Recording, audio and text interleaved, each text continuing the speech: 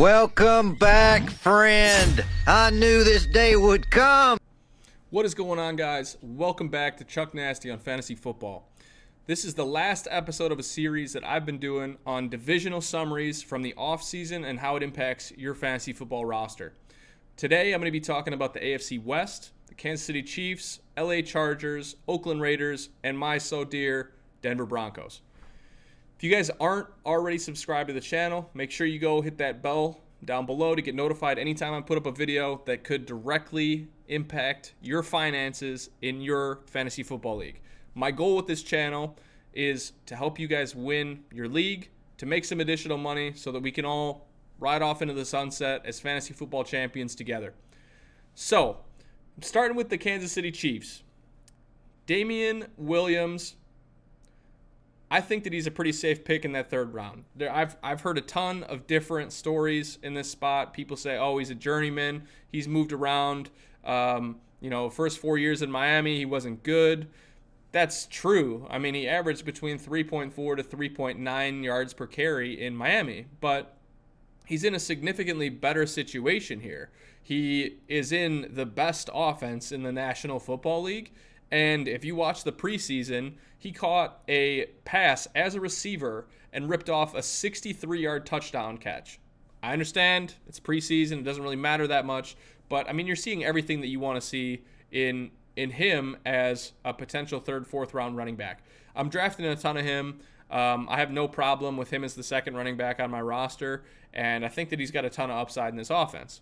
Now, initially we thought that Carlos Hyde was going to be somewhat of a problem for him, but he's pretty much proven that that's not the case at all. The only person that might take some of his workload is either going to be Darrell Williams or Darwin Thompson. And it seems like Darwin is maybe more capable of pushing him to do better, to try to hold on to the job. But it's kind of, we have yet to really see any major impact from Darwin Thompson. Now, the other concern for people that are drafting members of the Kansas City Chiefs backfield is that Andy Reid in an interview talks about a committee approach that he had used in Philadelphia for a period of time. He said, yeah, we'll use that here. Beat writers, or I guess I should say Yahoo Fantasy or various analysts, kind of took that caption out of context. I went back and I pulled the clip. I watched the interview, and he says, yeah, we use that sometimes. It worked. We'll probably use a bit of that here. But he wasn't insinuating that they're going to use a committee all the time. If you look at his history as a head coach from 1999 to 2012, his RB1 averaged 212 carries a season. Does that sound to you like he's going to use a committee approach and spread the ball across all these other guys? Probably not. I don't think that really changes my outlook on Damian Williams that much. So I'm still getting a ton of him. You move on to the receiving core. They drafted Mecole Hardman. He's kind of a late round sleeper, somebody you could target in dynasty leagues. And then you have the ever so esteemed Sammy Watkins, Lizard King.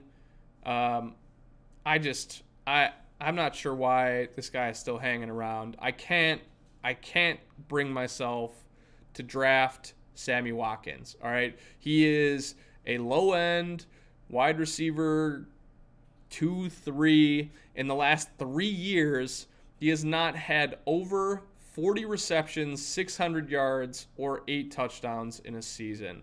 40 receptions and 600 yards? You would expect that somebody that's supposedly as talented as he is would be able to perform a lot better than that, and I just don't see it happening.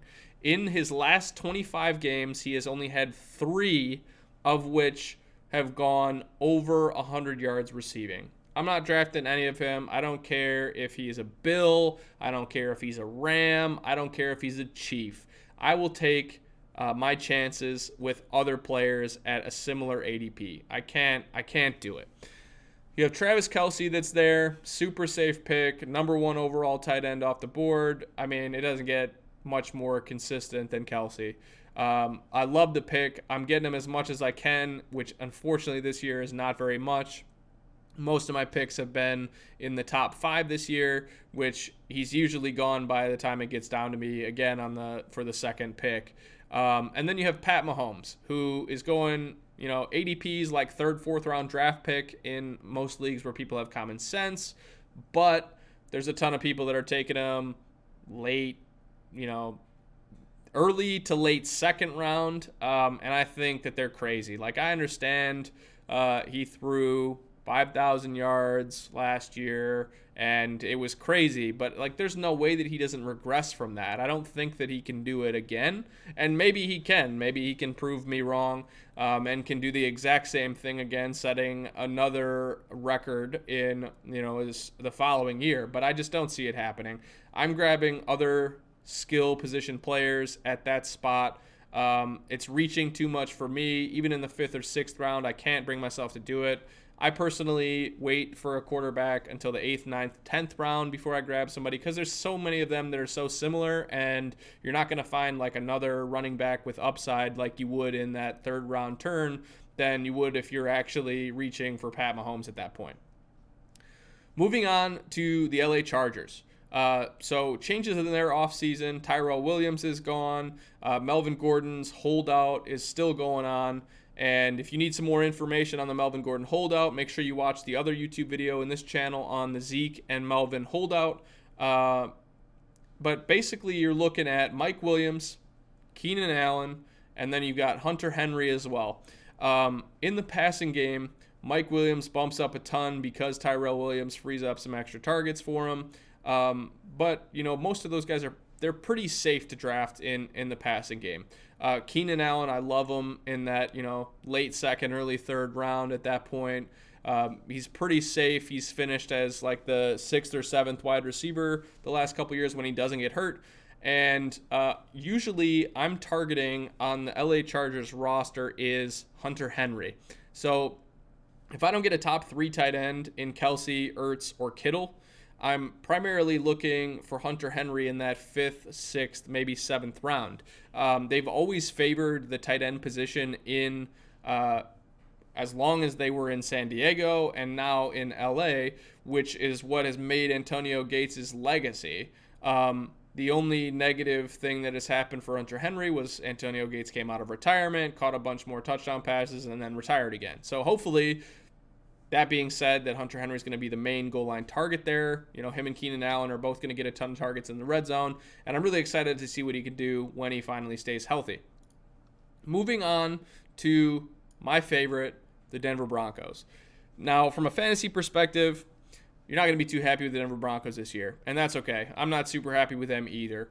But I am glad that they actually have a competent quarterback. Nobody ever said Joe Flacco was elite. Some people said it, but obviously they're crazy. I just want somebody that can lead the offense and potentially bring them to a 500 or maybe slightly better season. I'm not setting the bar too high. I promise. I just want them to be okay. That's all I want. I can't stand another 5-11 year. I can't do it. Thank God that Vance Joseph is gone. But as it relates to fantasy info, running backs, Phillip Lindsay, I think, is being drafted too high. Primarily because his actual physical shape, how much he weighs, his body type, everything like that does not really play into like a 3-down back. He can't play all the time, and the Broncos understand that and want to get Royce Freeman more involved. They spent more draft capital on Royce, and I think that it's going to be closer to a 50-50 split than most people think. So I'm not really drafting Phillip Lindsay. I'm also not expecting the Broncos to be ahead and controlling the clock in a ton of games, so I'm really not drafting their running backs that often. But I would not be surprised if Royce Freeman actually outsnapped Phillip Lindsay this year. Maybe at the end of this year we'll see a drastic change if Royce outsnaps Phillip Lindsay and Lindsay is still way more productive than he is. Something might happen with Royce at that point, but as of right now, it's not a backfield that I want anything to do of. You look at the wide receivers, you have Cortland Sutton, Emmanuel Sanders, and Deshaun Hamilton are the primaries. And Sanders, who I wasn't sure was going to come back, came back from an Achilles tear. And there's not many people that really come back from that particular injury. But in just 8 months, he's out there in a preseason game catching freaking bombs from Flacco. Looks great, looks quick, looks explosive, and I'm really excited to see how he does this year. Now, he had taken some comments and, I guess concerns of reporters about how it felt, but he said felt amazing. He looked great, and he's currently going as the wide receiver 38 off the board in the 9th round. He's at risk of re-aggravating it a bit more than most people would be because he's older. I mean, he's 32 years old, so you need to be aware of that. Like, you're kind of taking a flyer in the 9th round on somebody that could be a number 1 wide receiver in an offense, but he might get re-injured. I mean, it might happen. The Broncos are going to have to throw the ball in order to be successful, so there's definitely some value. I don't see any problem in taking him in that spot, especially if you already have your receivers filled at that point. Then he's, a bench upside guy that won't hurt you if he doesn't end up playing much. But then you have Deshaun Hamilton, who plays more slot than anything else. If Sanders is out, he might be the number 1 option in PPR formats. And then you have Courtland Sutton, who's more of the, number 1 wide receiver, big body type. If you're looking at this team and you're trying to figure out who do I draft, if you're in a PPR format, the value is primarily going to be in Emmanuel Sanders or Deshaun Hamilton. Deshaun's being drafted a lot later than the other two, so the value is going to be there, especially if Emmanuel doesn't end up playing. Moving on to the last team in the division, the Oakland Raiders. So the Raiders in the offseason picked up Tyrell Williams. I'm not sure that he's a redraft guy, but he's probably more of a best ball pick because then you don't have to worry about starting him each week. They have Antonio Brown that they acquired from the Pittsburgh Steelers, and then they drafted Josh Jacobs.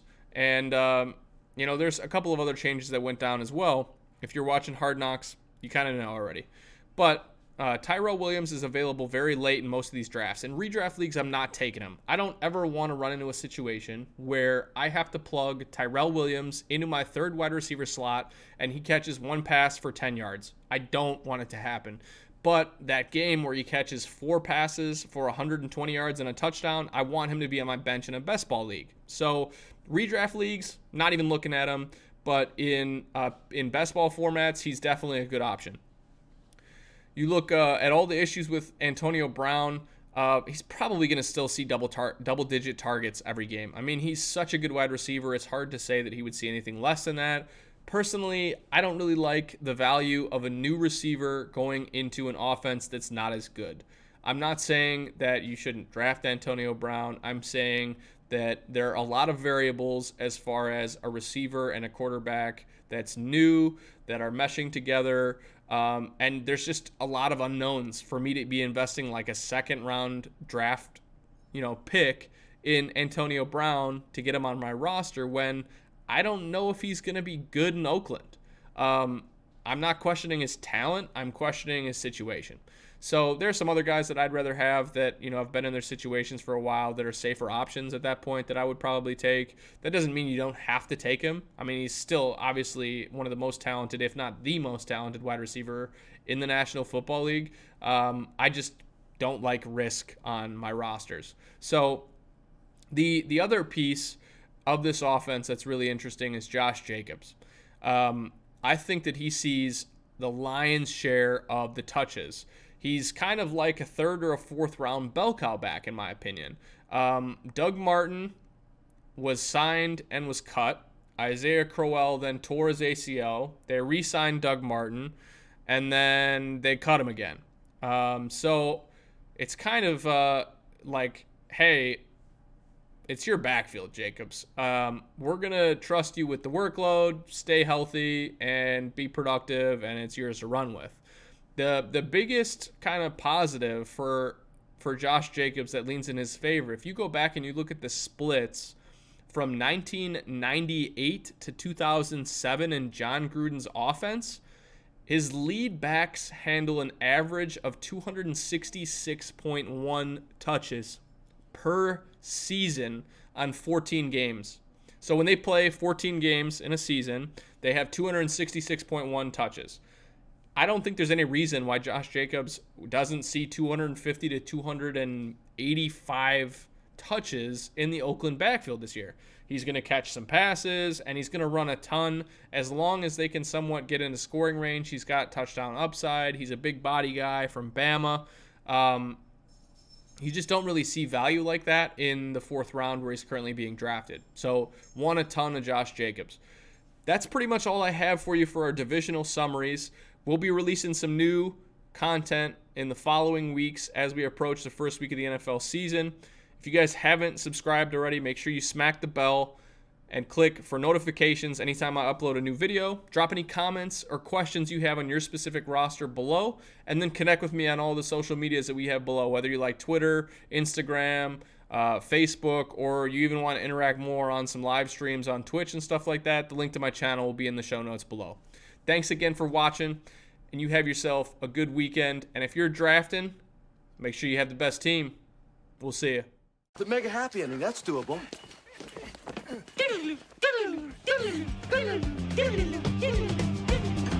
Good night and party on! Party on, Wayne!